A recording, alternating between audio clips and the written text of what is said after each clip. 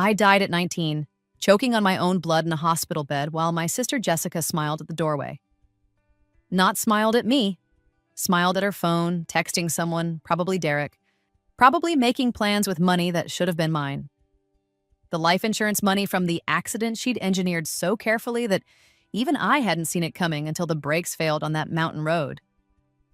Now I'm 17 again, sitting in my childhood bedroom, and Jessica just knocked on my door to tell me that Derek Harrison, my prom date, the boy I'd been crushing on for 2 years, had asked if she'd mind if he took her to prom instead. I told him I'd think about it, she said, twirling a strand of her honey blonde hair, the same shade our mother called spun gold, while mine was just mousy brown. I mean, I know you like him, Emma, but he said you two are just going as friends anyway. And honestly, he and I have so much more in common. We're both on student council. We both got into Princeton. I died before I ever got my Princeton acceptance letter. Jessica had stolen it from the mailbox, burned it, and told everyone I'd been rejected. Then she'd cried at my funeral about how tragic it was, that I died never knowing I was good enough. Take him, I said. Jessica blinked. In my first life, I'd cried. I'd begged. I'd called her a selfish bitch and she'd run to our parents, and they'd grounded me for a month, forcing me to apologize while she'd gotten a shopping spree for a new prom dress because I'd stressed her out. I'd gone to prom alone in a dress from Target while Jessica had arrived on Derek's arm in Marquesa. Really? She tried to hide her surprise, but I saw it flicker across her face. You're not mad? Why would I be mad? I smiled at her. You're right, you two are perfect for each other. She was still standing in my doorway, uncertain. She'd expected a fight. She'd wanted one. Jessica fed on drama the way sharks feed on blood in the water. Okay, well, thanks, Emma. You're being really mature about this. She turned to leave, then looked back. Oh, and Mom said you need to return that dress you bought. The blue one? She needs the credit card payment back. My prom dress ended up being more expensive than we thought. The dress I'd saved for 6 months to buy. The dress our mother had promised was mine to keep. But that was a fight for another day. Sure, I said. No problem. After she left, I pulled out my phone and opened Instagram. I scrolled past Derek's profile. Star quarterback, student body president, Princeton bound, exactly the kind of boy Jessica collected like trophies, until I found the account I was looking for. Alexander Chen, cross-country captain, debate team legend, with dark eyes that held more intelligence than Derek could ever fake. In my first life, I'd barely known he existed. He'd been dating Jessica for 3 months leading up to prom, the mysterious boy she'd bragged about constantly but never brought home.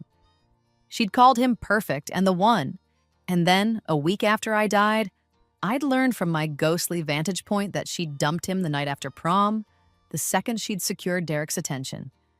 Alexander had been devastated.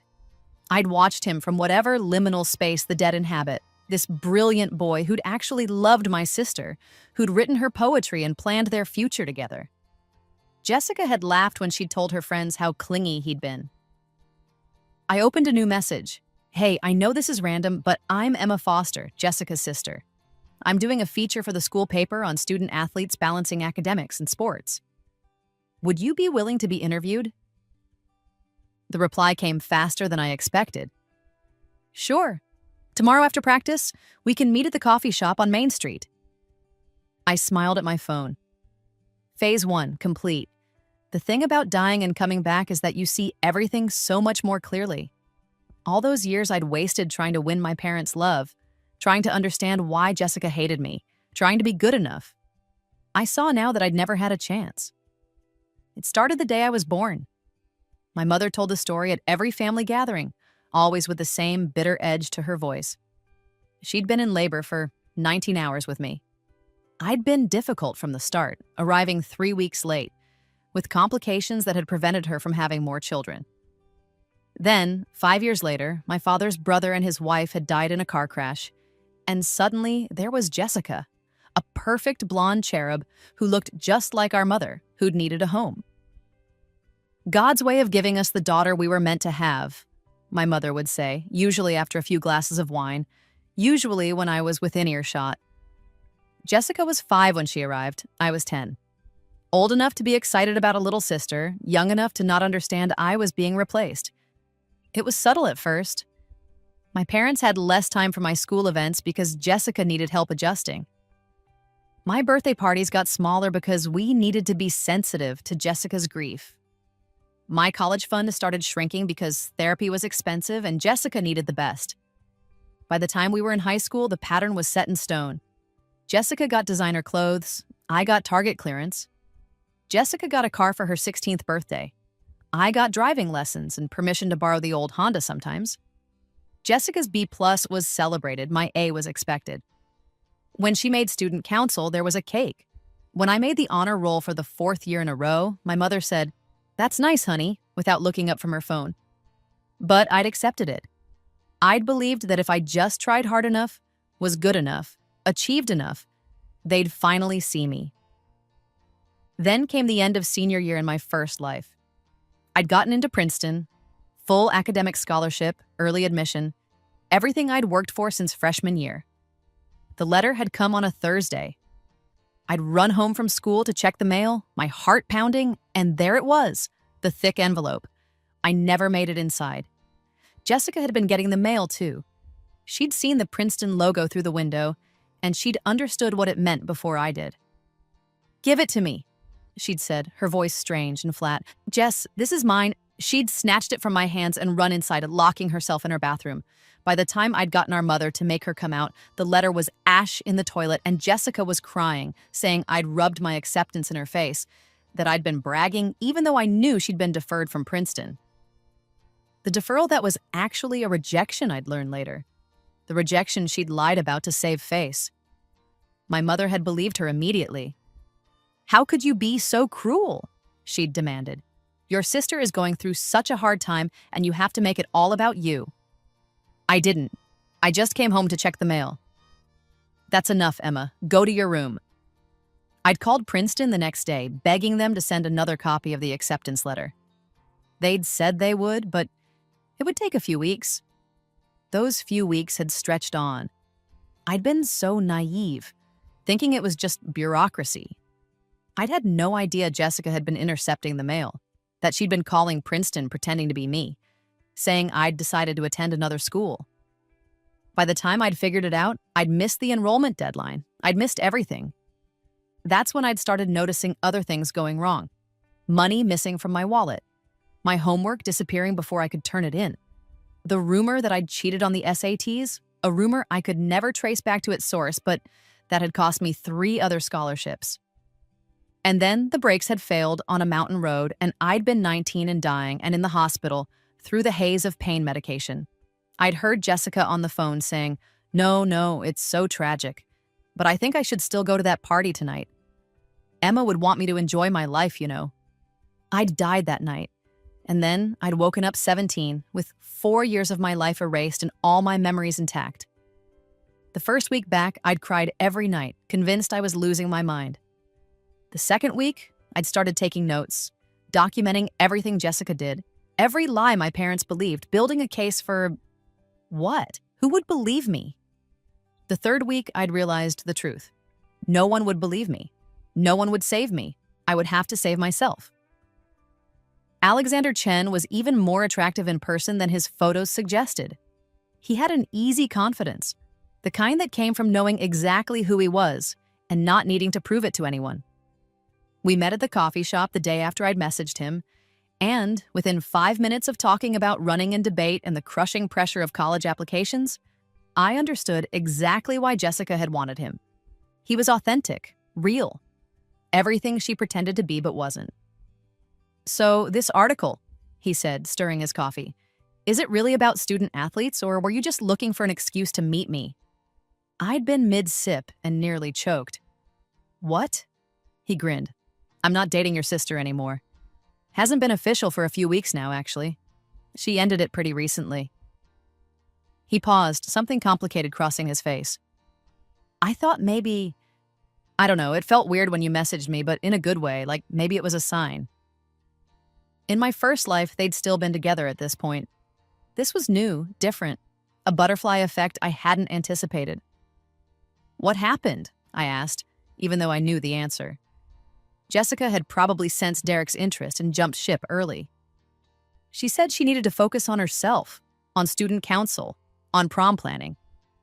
He laughed, but there was pain in it. Then I saw her Instagram story yesterday. She and Derek Harrison posting about being prom dates. Guess she focused on herself for about 36 hours. I'm sorry, I said, and I meant it. Derek was supposed to be my date, actually, until Jessica decided she wanted him. Alexander's eyebrows rose. She took your prom date? It's kind of a pattern with us. She takes what she wants. Our parents let her. I've learned to just let it go. That's messed up. Yeah, I met his eyes. It really is. We talked for another hour. About books and music and the future. About his dreams of studying law and politics. About my plans for Princeton that I couldn't explain were actually memories of an acceptance letter I hadn't received yet. About his parents who'd immigrated from Taiwan and built a successful tech company, who had expectations he was both proud to meet and terrified of disappointing.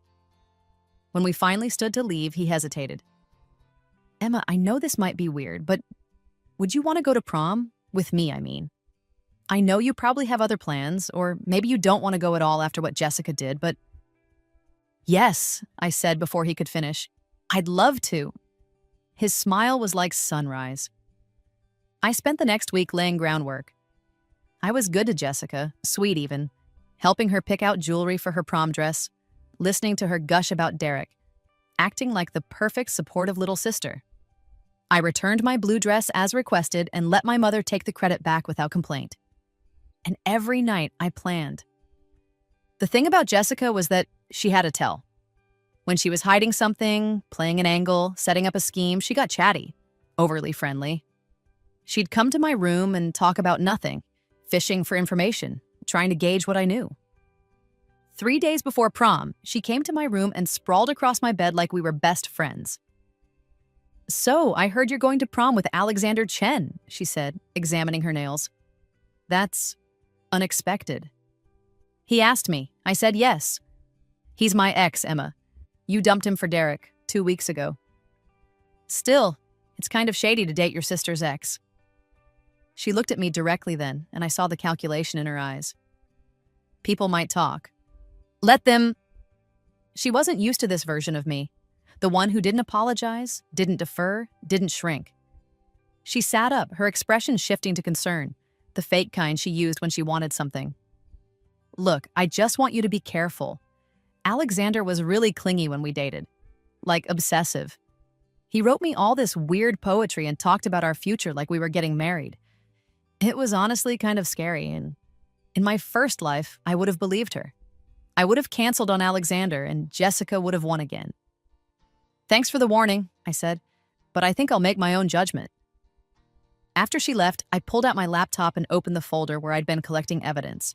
Screenshots of Jessica's social media posts, dates and times carefully documented. Photos of the letter she'd accidentally spilled coffee on. My recommendation letter from my English teacher that had been absolutely glowing until it was illegible. Receipts from my missing money that I'd found in her room, used to buy the shoes she was planning to wear to prom. But the crown jewel was simpler than all of that.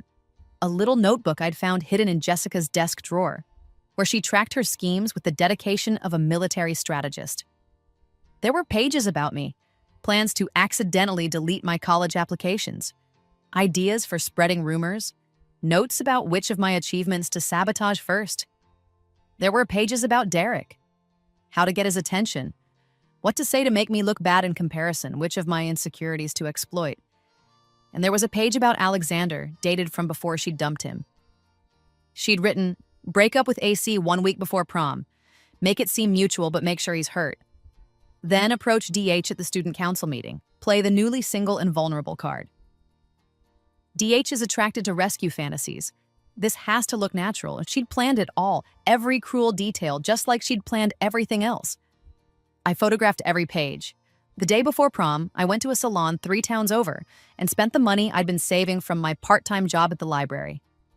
The stylist transformed my mousy brown hair into rich chestnut waves with subtle caramel highlights.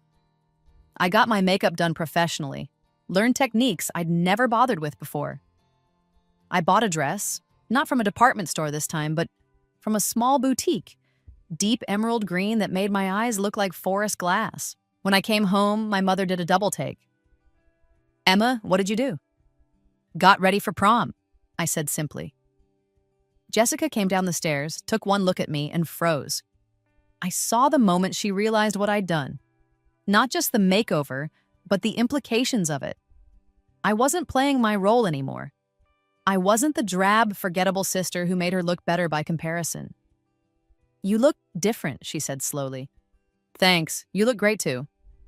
It wasn't a lie. Jessica was objectively beautiful, her prom dress a stunning blush pink that probably cost more than I made in 3 months. But beauty, I'd learned, was the least important thing about a person. Prom night arrived with perfect spring weather. Alexander picked me up in his car. Not a flashy sports car like Derek's, but a reliable Tesla that belonged to his parents. He wore a classic black tux and brought me a corsage of white roses. "You look incredible," he said. And the way he looked at me made me feel like he was seeing me, really seeing me, for the first time in my life. My parents were in the living room when we came downstairs. My father barely looked up from his phone. My mother glanced at us, then did a double take similar to the one from the night before. "Emma, you look very nice," she said, and I could hear the confusion in her voice.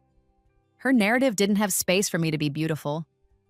Jessica and Derek arrived 20 minutes later. Derek did the classic double take when he saw me, his eyes widening before Jessica grabbed his arm possessively. She was smiling, but it didn't reach her eyes. We took photos in the backyard, parents fussing with cameras, everything wrapped in a veneer of normalcy. But I caught Jessica watching me when she thought I wasn't looking, calculation and concern warring on her face, and in the car, Alexander reached over and squeezed my hand. "You okay? You seem tense." "Just thinking," I said, about how much better this timeline is than the last one. He laughed, thinking I was being metaphorical. If only he knew. The prom venue was decorated with twinkling lights and flowers, the theme Enchanted Garden brought to life with careful detail. Music pulsed through speakers as students arrived in their finest clothes, ready for one perfect night before everything changed with graduation and college. I'd been to this prom before.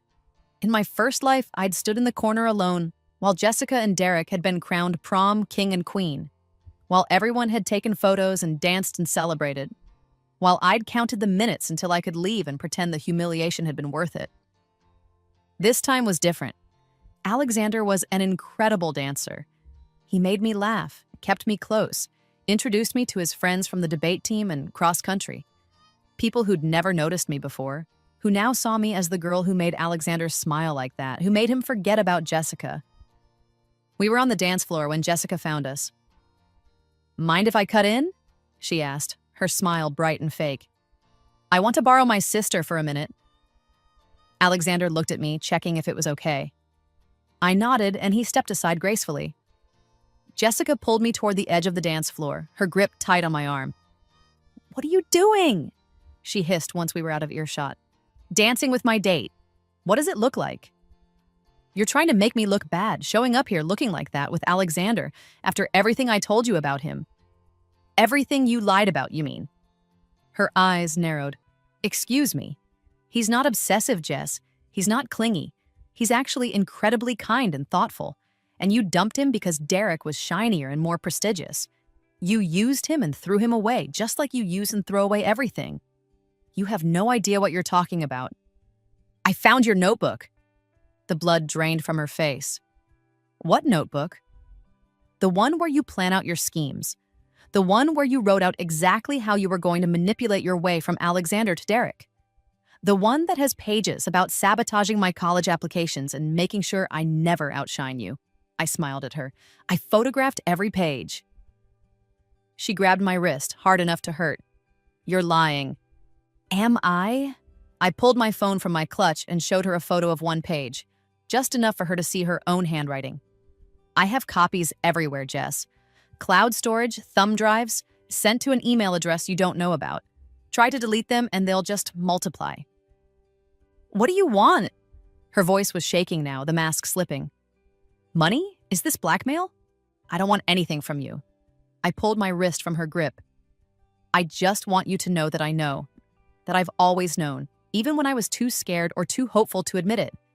You've been sabotaging me our whole lives because you're terrified that if people see us side by side without you cheating, they'll realize I'm just as good as you. Better, maybe. That's not the Princeton letter, Jess. My recommendation from Miss Peterson. The rumor about me cheating on the SATs, the money you stole from my wallet, the homework you disappeared, every single thing you've done to keep me down, I remember it all. She was crying now, mascara starting to run. You can't prove any of that. Maybe not all of it, but I can prove the notebook. I can prove the pattern. And I can make sure everyone knows exactly who you really are. Emma, please. I'm not going to, I said, cutting her off. I'm not going to show anyone the notebook or tell anyone what you've done because I don't need to. I stepped back, letting her see the confidence in my eyes, the certainty. You've already lost, Jessica. You just don't know it yet. I walked away, back to Alexander, who was waiting with 2 cups of punch and a concerned expression. Everything okay? He asked.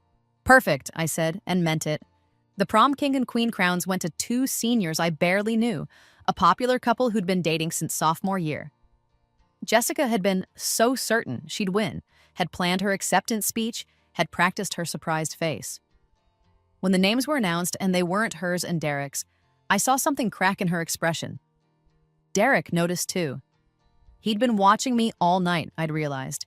Seeing me laugh with Alexander, seeing me confident and radiant in a way I'd never been with him.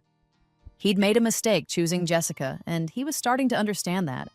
But the real climax came later, during the after-prom party at Hannah Lee's house. Hannah was student council president, Jessica's supposed best friend, and the person who'd been carefully planning this gathering for weeks. Everyone who was anyone would be there, including college friends home for the summer, including parents who'd be chaperoning, but mostly staying upstairs and out of the way. Alexander and I almost didn't go. We'd talked about just driving to the beach, watching the sunrise together, having our own perfect ending to the night. But I'd known we needed to be there. This was where everything would come together. Hannah's house was massive, sprawling across 2 acres with a pool and pool house lit up like a resort. Music played from professional speakers. A catering company had set up a spread that looked like something from a wedding. This was the party Jessica had been bragging about for months, the event where she'd planned to cement her social victory. We arrived an hour after it started. Alexander got pulled into a conversation with some of his debate team friends, while I found myself near the pool, watching the scene unfold around me. That's when I saw Marcus Wheeler. Marcus was a junior at Princeton, home for the summer, and someone I knew from my first life's memories. He was brilliant, ambitious, and he'd interned at my father's law firm last summer. He was also, crucially, Jessica's type, wealthy, connected, Ivy League. And he was talking to Derek and Jessica by the pool. I couldn't hear what they were saying, but I saw Jessica's body language change. She leaned in, played with her hair, touched Marcus's arm while Derek stood there looking increasingly uncomfortable. This was Jessica's pattern, always looking for the next upgrade, the next status symbol to collect. I watched Derek's face as he realized what was happening. Watched him see what I'd seen, what Alexander had seen, what anyone who looked closely enough would eventually see. Jessica didn't love anyone but herself. 20 minutes later, Derek found me by the food table. Emma, can we talk? Sure, I said, keeping my voice neutral. He led me away from the main party toward the garden area where we could hear each other. The music faded to a distant thump as we walked. I made a mistake, he said without preamble, asking Jessica instead of going with you. I see that now. Derek, I was flattered, okay? She's Jessica Foster. She's gorgeous and popular, and she chose me. But tonight, the way you've been with Alexander, the way you're so different from the girl I thought I knew, I realized I never really saw you before. Not really. No, I agreed. You didn't. But I see you now. And Emma, I think we could be good together. I think I could make you happy. In my first life, this would have been a dream come true. Derek Harrison, wanting me, choosing me over Jessica. But I'd died and come back. And I'd learned that happy endings weren't about winning someone else's prize. They were about choosing the right partner for yourself. I am happy, I said gently, with Alexander. He saw me when no one else did, Derek. Not even you. But you should go back to the party, I said. Jessica's probably looking for you.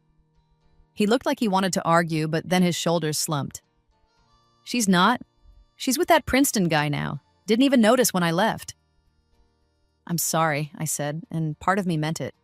Derek wasn't evil, just shallow, just human. He walked away, and I returned to the party to find absolute chaos unfolding. Jessica and Marcus were in the middle of what looked like an intense conversation. Derek had returned and was watching from across the pool, and Hannah, sweet, patient Hannah, who I'd learned in my first life had been secretly documenting Jessica's manipulations for years, was standing near the speaker system with her phone in hand. Can I have everyone's attention? Hannah's voice rang out through the speakers. The party quieted. People turned, curious. I want to talk about something serious for a minute. About bullying and manipulation, and how some people use others to get ahead. Hannah's voice was steady. Most of you know Jessica Foster. Student council, honor society, Princeton bound. She seems perfect, right? Jessica's face had gone white. Hannah, what are you doing? What I should have done a long time ago, showing people who you really are. Hannah's phone connected to the TV screen mounted on the pool house wall. And there, for everyone to see, were screenshots. Not from my photos. I'd never sent them to Hannah. These were Hannah's own screenshots, her own documentation. Text messages where Jessica had mocked other students behind their backs. Photos of Jessica's notebook where she'd planned her social manipulations. Voice memos where Jessica had coached other girls on how to spread rumors. An email chain where Jessica had deliberately sabotaged another student's student council campaign. You used me, Hannah said, her voice cracking. You used all of us. You acted like you were my friend while plotting how to make yourself look better. You turned people against each other for entertainment. And when Emma, your own sister, started getting attention tonight, you told me to handle it, to make sure she didn't embarrass the family. The party was dead silent. Everyone was staring at Jessica, watching her perfect facade crumble in real time. That's taken out of context, Jessica stammered. Is it? Hannah swiped to another image. An email from Jessica to Princeton from just last week. You tried to sabotage Emma's application. You called the admissions office pretending to be your mother and told them Emma had been caught plagiarizing. I have the phone records, Jess. I have everything. I hadn't known about that. Hadn't known Hannah had been building her own case, collecting her own evidence. In my first life, Hannah had stayed silent, swallowed her anger, let Jessica get away with everything. But this time, this timeline, something had changed. Maybe seeing me stand up to Jessica had given Hannah courage. Maybe it was simply that Hannah had reached her breaking point. Marcus stepped away from Jessica like she was toxic. Derek was already backing toward the house. Students were pulling out their phones, taking photos, recording video. By tomorrow, everyone at school would know. By next week, everyone at Princeton would know. Jessica looked at me across the pool, her eyes desperate. Emma, tell them. Tell them this isn't true. You're my sister. I could have said something, could have defended her, minimized the damage. In my first life, I probably would have. I'm your sister, I agreed quietly, and you've spent 17 years trying to destroy me. I turned and walked away, back to Alexander, who was waiting with open arms. Behind me, I heard Jessica start to cry, heard people murmuring, heard her world falling apart. I didn't feel happy exactly, but I felt free. The aftermath unfolded over the next few weeks like dominoes falling. Princeton reached out to Hannah, who provided them with all her evidence. They launched an investigation. Jessica's acceptance was under review, which was administrator speak for probably getting revoked. Our parents, confronted with undeniable proof of Jessica's manipulations, went through the 5 stages of grief. Denial first, claiming the evidence was fake, that Hannah had it out for Jessica, that I'd somehow orchestrated everything. Then anger. At me for not defending Jessica, for letting this happen. Bargaining, Maybe if Jessica apologized, if she got therapy, if we all just moved past this depression. Our mother crying in her room for days, our father silent at dinner. I didn't know if they'd reach acceptance. Honestly, I didn't care anymore. My Princeton acceptance letter came in mid-May, thick and beautiful and real. I held it in my hands, felt the weight of it, the reality of it. This time, no one could take it from me. Jessica saw me reading it. She'd lost weight, dark circles under her eyes, her shine completely gone. She'd withdrawn from school, finishing her coursework online to avoid the hallways full of former friends who'd turned their backs. "Congratulations," she said, her voice hollow. "Thank you. I'm going to community college for now. Princeton said I could reapply in a year if I complete their ethics program and therapy." She laughed, a broken sound. "A year of proving I'm not a sociopath, basically." "That's probably good," I said. "For you, I mean, the therapy." "You knew," she said suddenly, "at prom. You knew Hannah was going to do that." "I didn't," I said honestly, "but I knew something would happen eventually. Because that's what happens when you hurt people, Jessica. Eventually, it catches up to you." She left without another word. Graduation came and went. I gave the valedictorian speech, the one that should have been mine even in my first life, but that I'd lost due to a mysterious grade change in calculus that had later been traced back to Jessica's hacking. My parents came, sat in the audience, applauded politely. They'd aged 10 years in 2 months. Alexander was there, cheering louder than anyone when I walked across the stage. His parents were there too, having invited me to their house for dinner 3 times already, treating me like I mattered. That night, after the ceremony, Alexander and I drove to the beach. The same beach where in my first life, I'd never made it. We sat on the sand watching the waves, his arm around my shoulders. "Princeton won't know what hit them when you arrive," he said. "You'll be there too, at Yale. We'll only be a couple hours apart." "I'm counting on it." He turned to face me, his expression serious. "Emma, I know we've only been together a few months, but I need you to know that this isn't just a high school thing for me. You're not just a rebound from Jessica. I know," I said. "You're not a revenge date for me either. You're real. This is real." He kissed me then, soft and sweet, and I thought about how in my first life, I died never knowing what it felt like to be truly seen by someone. To be chosen not because I was convenient or available, but because I was me. Summer passed in a golden haze. I worked at the library, saved money for school, spent my free time with Alexander. We took road trips, watched stars from the bed of his truck, planned our futures with the earnest certainty of 18-year-olds who thought they had it all figured out. Jessica moved out in July, going to stay with our mother's sister in California. "A fresh start," our mother called it. I called it running away, but I didn't say it out loud. There was no point anymore. My father came to my room the night before Jessica left. He stood in the doorway, uncertain, looking smaller than I'd ever seen him. "I'm sorry," he said, for not seeing, I should have protected you." "Yes," I agreed, "you should have." "I don't know how to fix this." "You can't," I said, "but you could try not making it worse." He nodded slowly. "Princeton is lucky to have you. I know I never said it before, but I'm proud of you, Emma. I always should have been." It wasn't enough. It would never be enough to make up for 17 years of neglect and favoritism. But it was something. August came, and with it, move-in day at Princeton. Alexander helped me load my car. His parents contributing items my parents hadn't thought to buy. Extra blankets, a reading lamp, a coffee maker for late-night study sessions. My mother made an appearance, hugged me stiffly, told me to be good. I didn't know what that meant anymore. I'd been good my whole life, and it had gotten me nowhere. Being smart, being strong, being willing to fight for myself, that's what had saved me. The campus was more beautiful than I'd remembered from my brief, ghostly observations in my first life. Red brick buildings covered in ivy, students moving in with their families, excitement and nerves crackling in the air. This was real. I was here. I'd made it. My roommate was a girl named Priya from Chicago, pre-med, with an infectious laugh and a love of true crime podcasts. We bonded immediately over our shared hatred of entitled rich kids who thought the world owed them everything. "I had a stepsister like that," I told her. helping her hang string lights around her side of the room.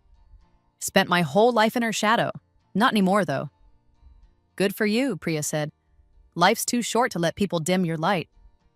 If she only knew how right she was. 6 months into my freshman year, I got a Facebook message from Derek Harrison. He was at Duke, studying business, and apparently had been thinking about that night at prom. Hey, Emma, I know this is random, but I wanted to apologize. For not seeing you, for choosing Jessica, for being an idiot, basically. You were right, I was shallow. I'm trying to be better. Anyway, I hope Princeton is treating you well. You deserve it. I stared at the message for a long time before responding. Thanks, Derek. I appreciate that. Good luck at Duke. I didn't tell him I forgave him. I wasn't sure I did. But I also didn't hold on to the anger anymore. He was just a boy who'd made a stupid choice, and I was a girl who'd been reborn and remade, and our paths had diverged the moment I decided to stop being a victim. Alexander visited me twice a month, making the drive from Yale with dedication that never wavered. We studied together in the library, explored the campus, talked about our classes and our futures. He wanted to go into political law, fighting for campaign finance reform.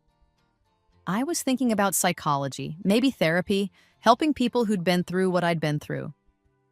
You'd be amazing at that, he said one night, lying on my dorm room floor eating pizza. You understand people. You see them. I see their pain, I corrected. I see when they're hurting and pretending they're not. That's the same thing, isn't it? Maybe it was. I saw Jessica one more time, a year after prom. She was back in our hometown for Christmas, having completed her first semester at community college.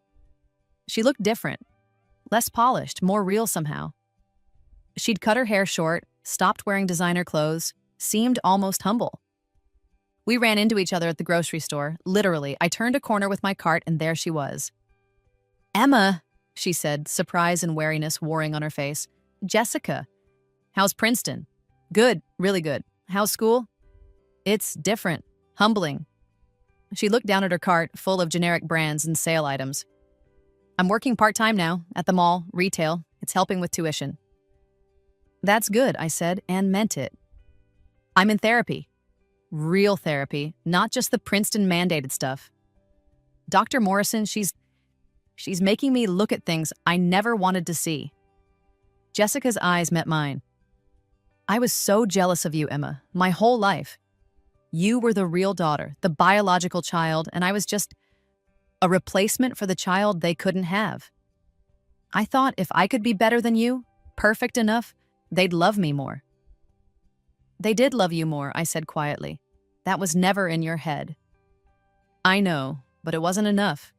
It was never enough because it wasn't about love. It was about fear. I was so afraid that one day they'd realize they didn't need me, that they'd send me away like...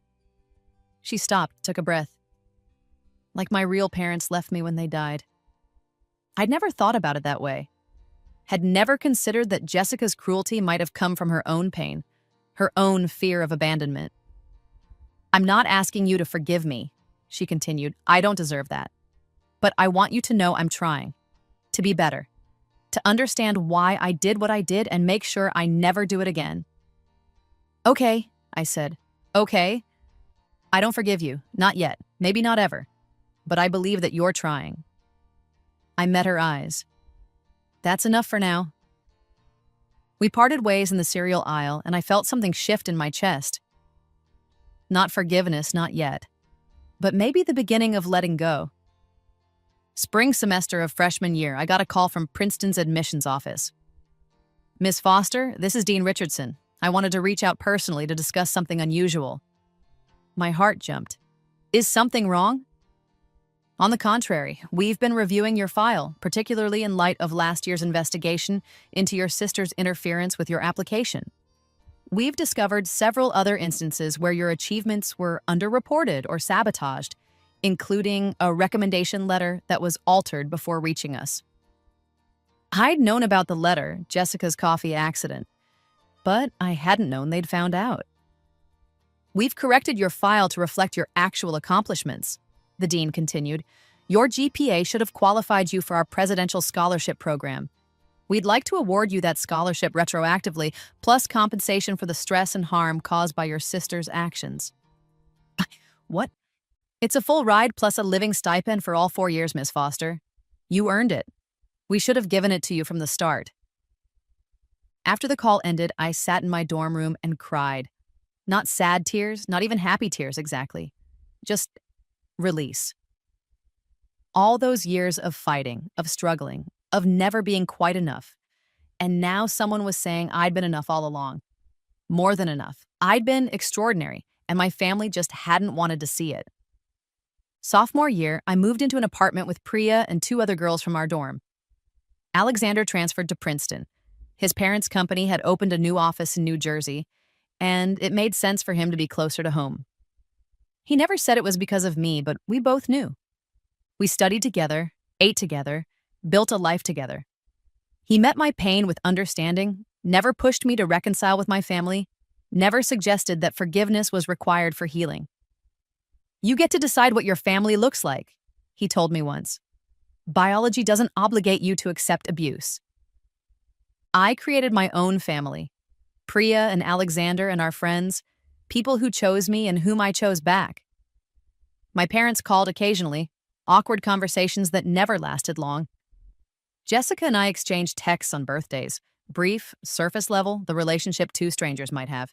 It was enough. I graduated summa cum laude, double majoring in psychology and neuroscience with honors thesis on trauma recovery and resilience. My parents came to graduation, sitting far in the back, leaving before the reception. Alexander's parents, though, they sat front row, cheered like I was their daughter, hosted a dinner party that night to celebrate. You did it, Alexander whispered as we danced at the party, his arms around me, the future spread out before us like an open road. We did it, I corrected, because that was the real lesson I'd learned from dying and coming back. You couldn't survive alone. You couldn't thrive in isolation. The key to winning wasn't revenge. It was finding your people, building your tribe, creating a life so full and beautiful that the people who'd hurt you became footnotes in your story instead of the main plot. Jessica would always be my sister. That biological fact couldn't be changed, but she didn't get to be my family anymore. She didn't get to define my worth or limit my happiness. I died at 19 in my first life, broken and defeated. In this life, at 22, I was graduating from Princeton with a full scholarship and a job offer from a top research hospital and a boyfriend who loved me and a future so bright it hurt to look at directly. I'd let Jessica take my prom date and I'd shown up with hers. But the real victory wasn't that moment of triumph at prom. It was every day after. Every choice I made to build myself up instead of tear her down. Every moment I chose joy over bitterness. The real victory was living well. 5 years after graduation, I'm Dr. Emma Foster, running a trauma recovery program at a major hospital. I've published 3 papers on sibling abuse and family scapegoating. I've helped hundreds of patients reclaim their lives from the people who tried to destroy them. Alexander proposed on the beach where we'd kissed that night after graduation. The same beach where in another life I'd died never knowing what it meant to be truly loved.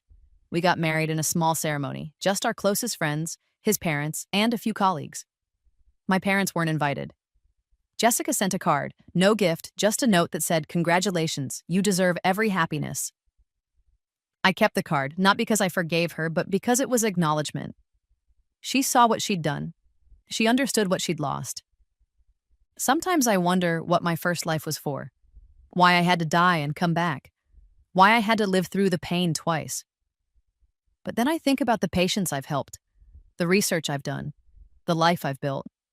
I think about Alexander and Priya and all the people I've chosen to be my family.